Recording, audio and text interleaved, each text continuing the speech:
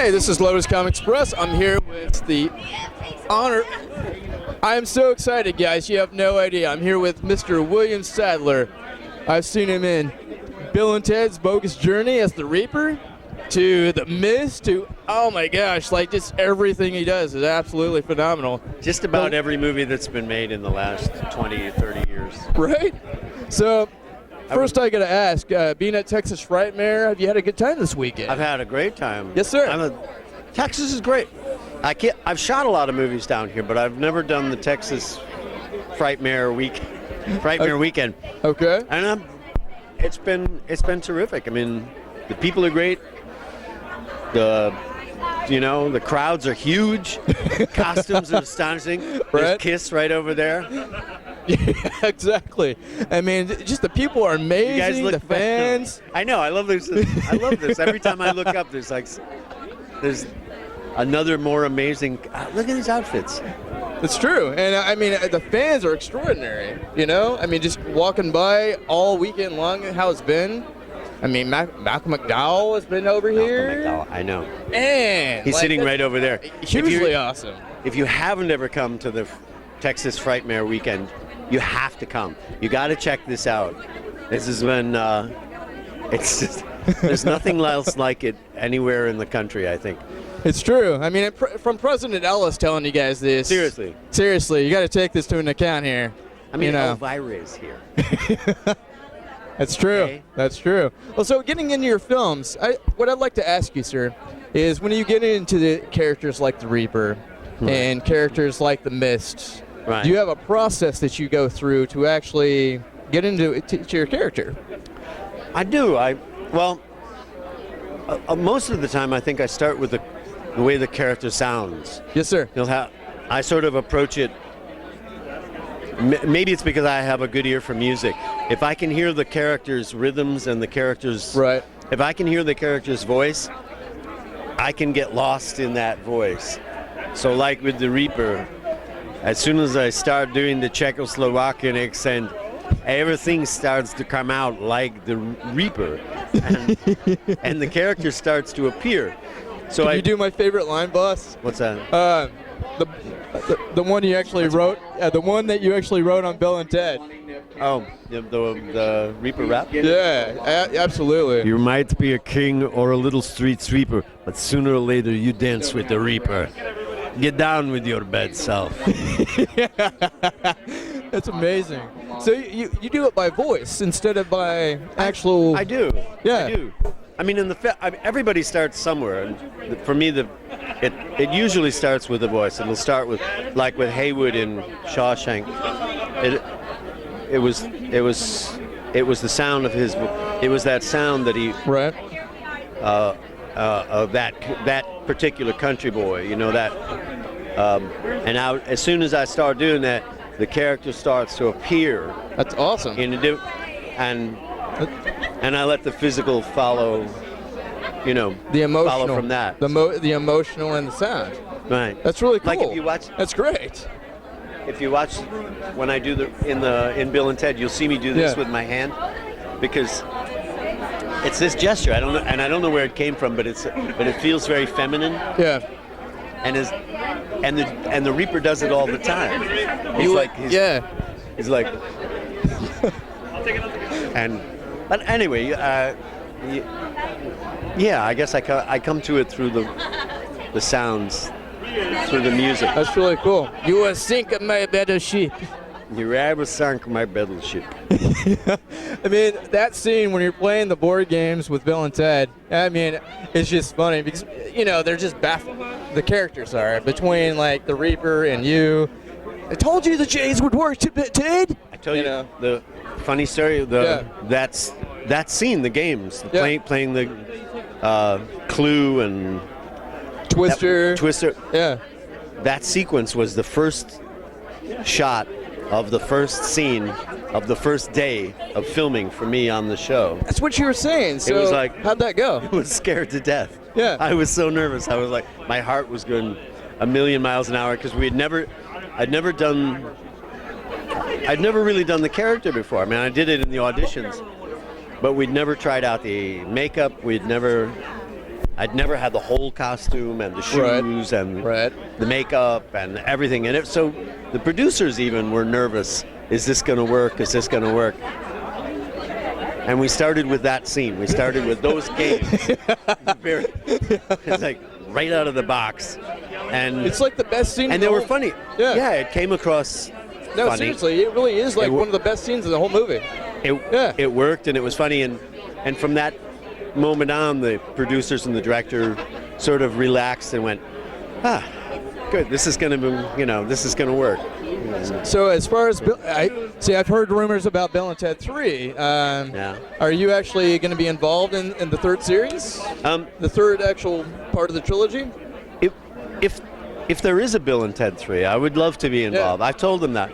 I would do it again in a heartbeat. I would love that. I would love to see you back in the third one. I have no idea whether they're going to do it or not, but I mean, Alex Winter seems like an amazing guy. Yeah. Keanu Reeves, absolutely amazing guy. He's a brilliant actor. And then having you come back in, the only question I would have is Carlin, because of Carlin. What do you do? Because George Carlin has passed, And Rufus was a major character. And I think that was part of that was a big hurdle for doing number 3. Exactly. It's like, how do we get into it if there's no Rufus? Exactly. That makes sense. So, and I mean, there's been theories online on how you could do that with part 3, even though that George Carlin's passed, God forbid. He was such an amazing actor, comedian. I mean, he was phenomenal. He was very funny. Very, very, very genius. He was an interesting guy too. I've been writing songs my whole life, and I gave him a cassette tape. This is how long ago it was. I gave him a cassette tape of my songs, and about, I don't know, maybe a year or so before he died, not too long before he died, he called me at home. We hadn't seen each other in 15 years or 12 years or something, and he said, I get this phone call, and I said, hi, it's George Carlin. Listen, how are you? You know that cassette you gave me? Right. I wore it out. I played it so much I wore it out. I wonder if you could send me another one. Really? I was like, really? That's awesome. I was so honored. It was like, wow. I had no idea. What was he like in real person, as far as that goes? I mean, just working with him on Bill and Ted and stuff like that. George Carlin was. It's interesting when you get a chance to be off screen, off stage with somebody like him.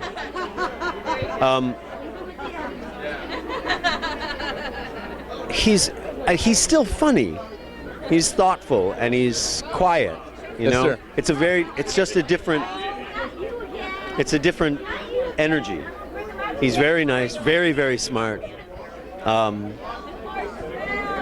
to be with. Yes, sir. But not, it's not like a million laughs. He's not, because he's not on. Right. He's not doing his shtick. His thing. Yeah. Yeah, that makes sense. He was just. He's just being who he is. He's just enjoying this now. Which is great. So I was going to ask you, doing Die Hard 2 as Colonel Stewart from Die Hard 2, the villain. Yeah. Was that did you integrate any of the Reaper into maybe Bill and Ted or vice versa to any of those two roles? Because they had very uniquely kind of similar accents in that sense. Well, the Reaper had more of like a Slavian kind of accent. The Reaper's accent is Czechoslovakian. Yeah, he's Czech. And then you had more, with Colonel Stewart, it was more kind of Germanesque. Colonel Stewart was from America. He was... Well, that's what I mean. I'm very bad on languages. It's not my forte at all. No, that's all right. But they had, if you're listening to it, very similar kind of twang to it. You know what I mean? Now, Stewart doesn't talk enough to get the music. I mean, he doesn't have a unique enough music to... Right. I think I got into him... He was an amazing character, though. But that's sort of single-minded. That's true. Yeah. Cold-blooded, single-minded. And the Reaper was the opposite. He was menacing human.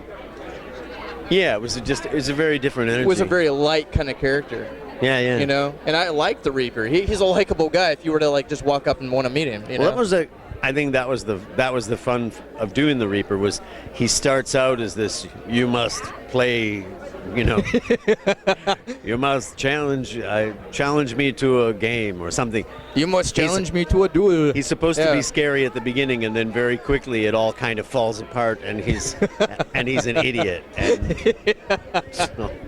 He was my favorite, man. Out of all your characters, you nailed you. it, man. I mean, you really did. So for the new generation of people that are coming into film and really getting into, I mean, you know, personally, a lot of the just different film genres that they're wanting to do, whether it's horror, sci-fi, any of that stuff, just the film students in general. Right. Would you have any advice to offer them? I guess lead find them on their way, you know? I mean, the only advice I think I would give them is find your own voice. Yes, sir.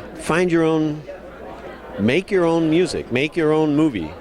You know, tell your story, the one that you know how this story goes. Yes, sir. And you know, as opposed to trying to be like Kubrick or trying to be like Spielberg or trying to be like somebody else. Yeah. I think that's what's really exciting about the digital world is now. It's so much easier for young filmmakers to get their hands on a camera and put some people together, and you know, they can write it, they can edit it, they can put effects, they can, you know, and it just never used to be the case. It was you did this stuff in studios or you didn't do it at all. That's true. And that's very true. And now it's like everybody can do it in their bedroom practically. Yeah, I would agree with you. It's or their finally a mom's possibility to actually get some more ideas visually out there. But I think, you know, I mean, as one door closes, another one opens. So it's That's like true. if it's not because it's so much more democratic now, because everybody can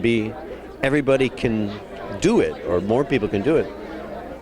I think there's more opportunity. I mean, there are more songs coming. So yeah, I would agree with you. I'm jazzed by it. But there's, I mean, the bigger doors are now eventually starting to open, and there's more technology to be able to back it. Right. I think. And I mean, I think that's what you're trying to say, and I agree with you if that's what you're trying to say. That is. Absolutely. Well, listen, I wanted to tell you, thank you very much for being on the show. I know you didn't have a lot of time. Yeah. And guys, check out his work. Is there a website we can go to actually just support your work and what you do? Facebook. Facebook? Maybe you've heard of it. All right.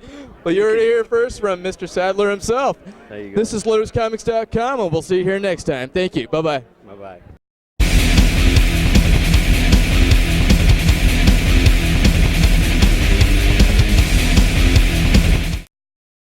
Your eye was sunk my battleship.